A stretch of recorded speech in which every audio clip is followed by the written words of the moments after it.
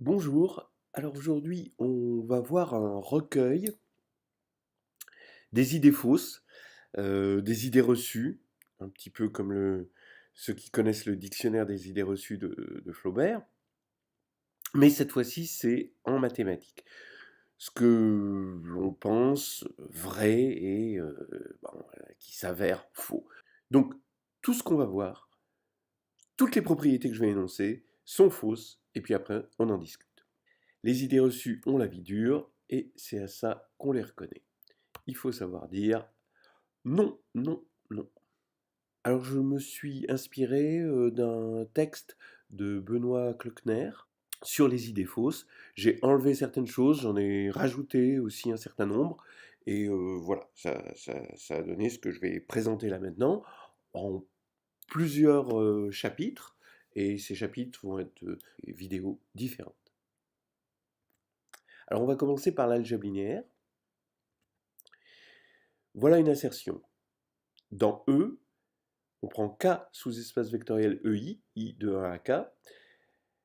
Ils sont en somme directe si et seulement si les intersections de ces sous-espaces sont nulles, 2 à 2. Voilà. Alors ça, c'est un truc qu'on entend souvent. Voilà, c'est un piège. Donc non, ça c'est vrai pour K égale 2, mais plus pour K égale 3. En fait, la bonne chose à faire, c'est de dire, de remplacer ici EI inter EJ égale 0 par EI inter la somme des EJ pour J différent de I égale 0. Alors évidemment, si K égale 2, ça revient au même. Mais si K égale 3, c'est plus du tout la même chose. Voilà, et ce pour tout I, bien sûr. Alors donc, on peut avoir un contre-exemple, hein. Vous allez prendre trois droites vectorielles en position générique dans le plan. Donc vous êtes dans le plan, vous prenez trois droites vectorielles, deux à deux distinctes finalement, c'est ça la position générique. Évidemment, elles ne sont pas en somme directe, sinon la somme des dimensions, ce serait la dimension de la somme. Alors la somme des dimensions, ça ferait 3, puisque ça fait 1 plus 1 plus 1, et la dimension de la somme, bah, ça fait 2, puisqu'on est dans le plan. Donc, elles ne sont pas en somme directe, hein. Or, l'intersection 2 à 2, ça fait bien 0, parce qu'elles sont en position générique. Donc vous voyez bien que c'est euh, une, une erreur, et puis oui, oui, c'est vraiment une idée reçue. Pensez aussi dans les contre-exemples à ces trois droites vectorielles en position générique dans le plan. Vous allez voir, on va le retrouver encore une fois. C'est un grand classique des contre-exemples. Alors, on suppose que E se décompose en somme directe de deux sous-espaces vectoriels A et B. E, ça désignera toujours un espace vectoriel, hein, de dimension finie, et K un corps, voilà, quelconque a priori, hein. Et E évidemment sur un corps K. Donc on reprend, on suppose que E se décompose en somme directe de deux sous-espaces vectoriels et que E' est un sous-espace de E. Alors, il va exister un sous-espace A' de A et un sous-espace B' de B, tel que E' égale A' plus B'. Bon, alors ça s'appelle une propriété de treillis distributif et c'est très rare. Voilà, ça peut arriver, dans la réduction c'est quelque chose qui arrive, mais c'est très rare. Donc on va tout de suite dire non, non, non. Par exemple, on va prendre le plan, encore une fois, K2, le plan sur K, et on le décompose en somme de deux droites distinctes. Donc A et B sont deux droites vectorielles qui sont distinctes, donc la somme, elles sont en somme directe. Et on va prendre pour E' une droite vectorielle différente de ces deux droites-là.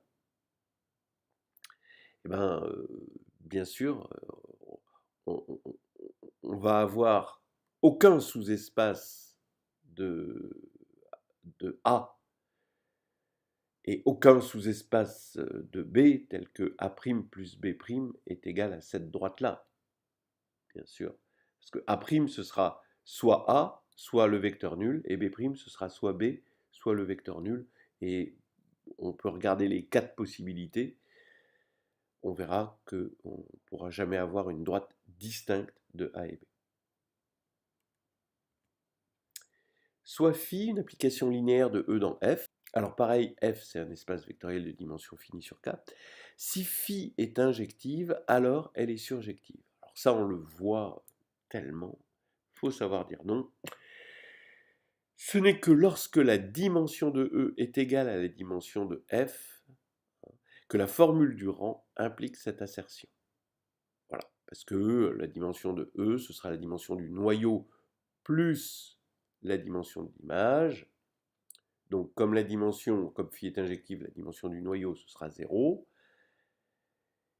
Et donc la dimension de E sera égale à la dimension de l'image, mais ce sera aussi la dimension de F à cause de cette égalité, et donc l'image sera égale à F. Et donc on aura la surjectivité effectivement.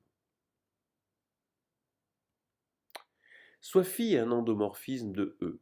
Alors im phi et ker phi sont en somme directe.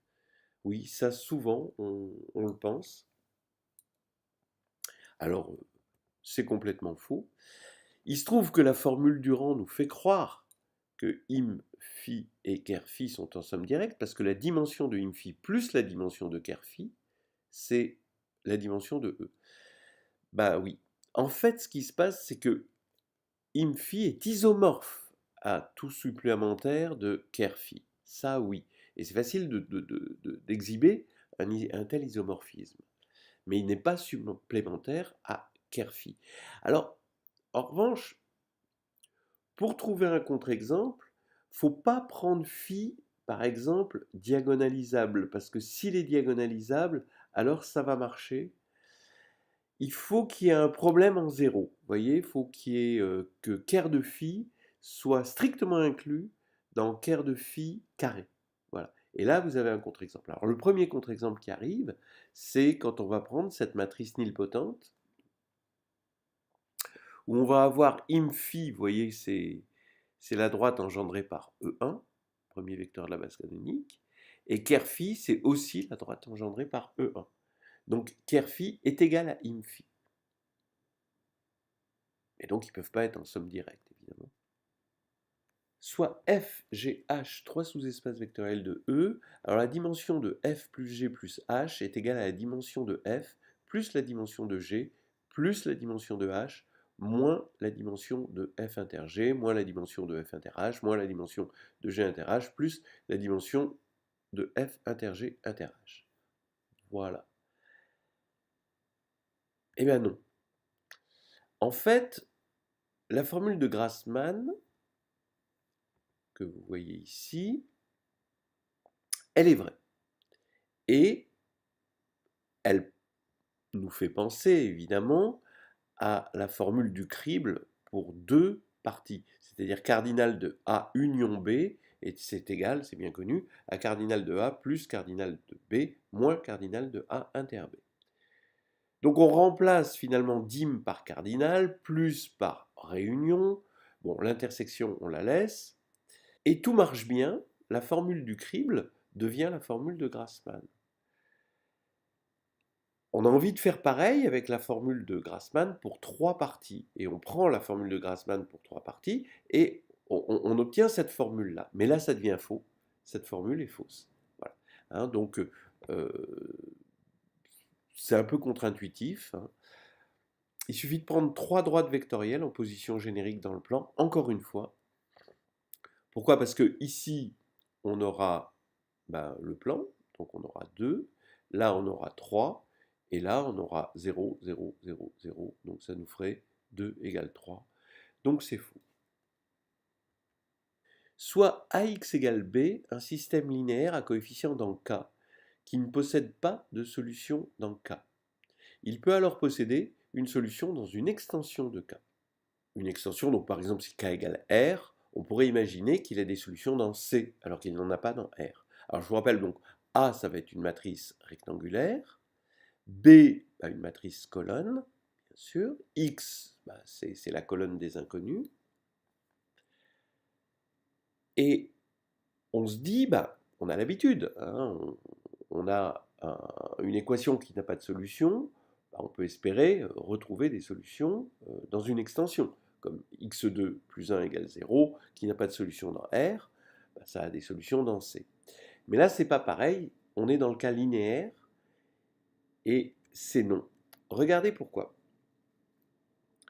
Le fait que le système n'ait pas de solution, ça revient à dire que la matrice concaténée, donc ici on va prendre la matrice A, et on va rajouter la colonne B pour faire une matrice, et ça c'est de rang strictement supérieur au rang de A. Voilà.